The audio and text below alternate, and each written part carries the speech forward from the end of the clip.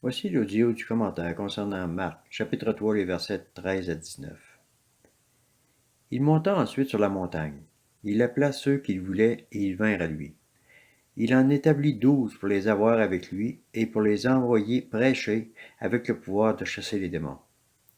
Il établit les 12, Simon, qu'il surnomma Pierre, Jacques, fils de Zébédée, et Jean, frère de Jacques, auquel il donna le surnom de Boanerges, qui signifie fils du tonnerre.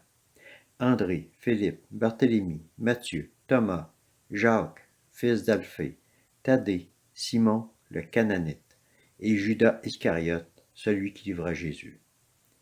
Commentaire. Jésus appelle ceux et celles qu'il veut. Toi, es-tu appelé? Et si oui, as-tu répondu? Et si tu as répondu, qu'as-tu fait de ton appel? Matthieu, chapitre 22, verset 14. Car il y a beaucoup d'appelés, mais peu d'élus.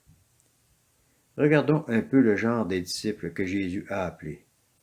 Pierre, qui est fougueux, et Jésus lui dit, « Sur cette pierre, je bâtirai mon église. » Jacques et Jean, deux frères que Jésus surnomma Boanerges, sûrement à cause de leur impétuosité. Ensuite, nous voyons les autres, des disciples dont Matthieu, le collecteur d'impôts, réputation de voleur. Thomas, malgré tout ce qu'il avait vu durant les 3 ans passés près du Maître, fut incrédule. Et bien sûr, le traître, Judas.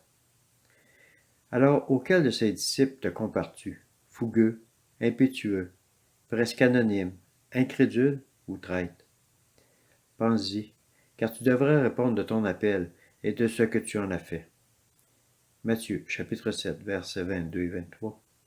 Beaucoup me diront ce jour-là, Seigneur, Seigneur, n'est-ce pas en ton nom que nous avons prophétisé, en ton nom que nous avons chassé des démons, en ton nom que nous avons fait beaucoup de miracles?